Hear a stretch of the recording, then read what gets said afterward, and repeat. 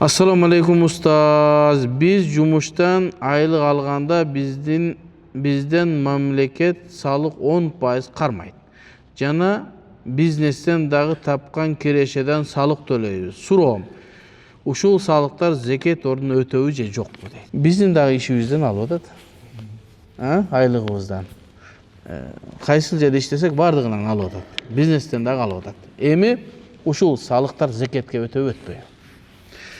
Мындай тақсырлар. Зекет кимдин акысы? Зекет кембагалдардын акысы. Бир жанагы адамдар бар го.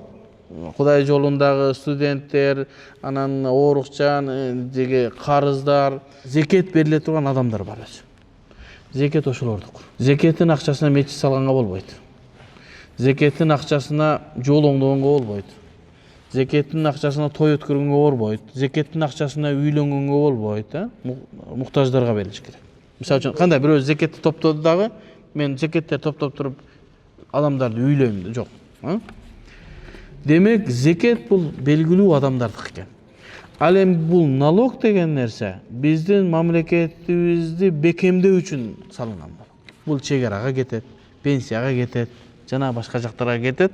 Биздин социалдык иштерди камтый турган нерсе. Ошон үчүн ошол салык берип аткандыгыңыз сиздин патриот экендиги. Азыр Кудайга шүгүр биздин чегарабыз такталын, Ушундан өткөн бактылуулук барбы? Өзүңдүн чегараң билинген, согуш болбойт, бирөө сенин мамлекетиңе басып кирбейт. Иншалла аскерлерибиз өлбөйт деген үмүтүбүз бар да. Ошол жерге зым тарт да. Каяктан тартылды ошо зым? Мына ушул. Сиздин салымыңыз ошол берген салыгыңызга сизге зым тартылды. Атаңыз пенсия алып атабы? Алып атат. Кайсы акчадан алып атат?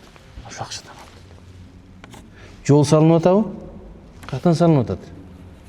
Ошол нерседен салынып атат. Анан дагы мамлекет башка жактан дагы акчаны калтырат. Ал сенин налогуң менен эчтеке бүтпөйт элечи. Азыр эле дал налог акча. Андан башка алтыныбыз бар, кирешелерибиз бар, башка нерселер менен мамлекеттин туруктуулугуна, мамлекеттин өнүгүүсүнө колдонулат. Бул зекетке өтпөйт. Бул өзүбүздүн жеке жарандык милдетибиз катары. Шариятта барбы? Бар. Зекеттен сырткары бар.